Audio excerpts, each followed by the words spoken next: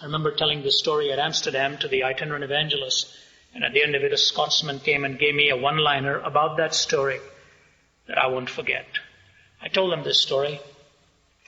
David Livingstone was born in Blantyre, Scotland in 1813. He was born into a home where his father used to put him on his knee and read to him stories of great missionary exploits, one particularly Carl Gutzlaff, the Dutch missionary, who doubled up as a medical missionary too.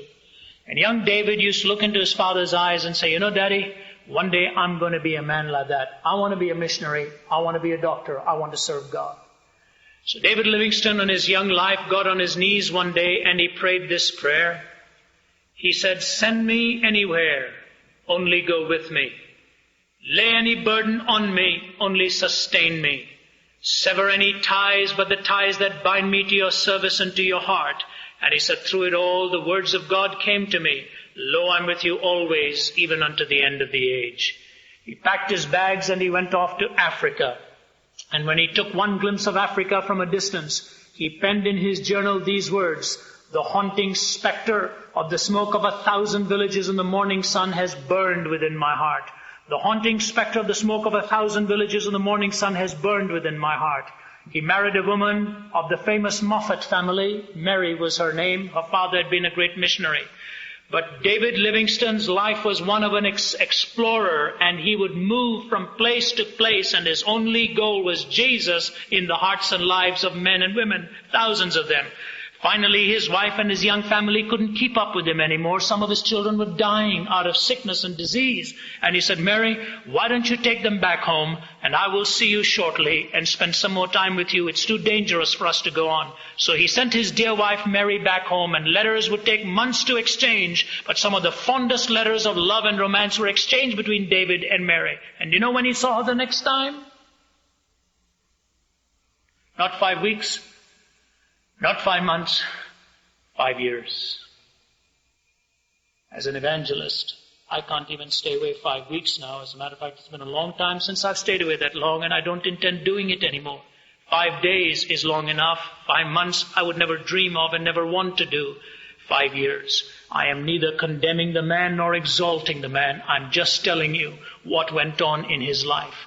5 years later, when he set eyes upon his wife, she could not recognize him. Because at one stage in his jungle travels, going to preach, he'd walked into the branch of a tree that had completely blinded him in one eye and marred the other. His face had been burnt under the African sun to a crisp and leather, and his body skin not being pigmented for it, it had roasted him to a point that his body really could not take any longer. His face marred and scarred, his eye blinded. At one time he'd been attacked by a lion that had torn one of his shoulders apart. He miraculously escaped. And now she saw her husband hobbling in with a marred face and a disfigured physical countenance. And yet, hours before he arrived, they had buried his father, and David wept because he'd longed to look at his dad and tell him stories firsthand that his father had only told him thirdhand.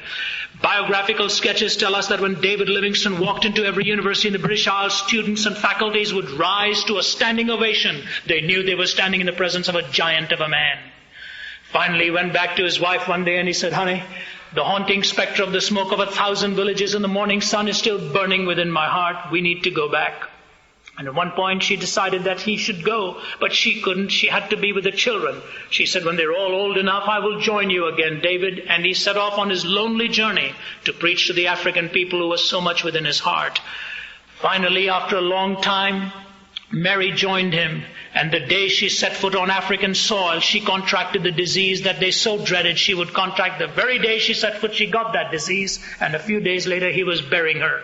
Lowered into the soil of the African earth there, an eyewitness said David Livingstone knelt beside the grave and he was weeping his heart out, and they overheard him praying, my Jesus, my King, my life, my all, I again consecrate my life to Thee. I shall place no value in anything I possess or in anything I may do except in relation to Thy kingdom and to Thy service. And through it all there came the words of God to my heart, he said, Lo, I'm with you always, even unto the end of the age.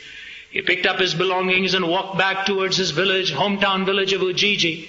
When he arrived and went into his little home there, he found out somebody had played a cruel joke on him and stolen his medication that he so needed because his body was racked with pain, untold pain. He walked in constant agony.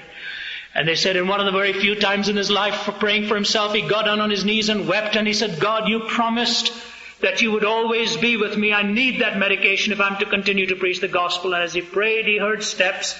And as the story goes, he saw a pair of feet planted in front of him, and his countenance lifted for the first time in a long while. He was looking into the face of a white man who didn't live in Africa.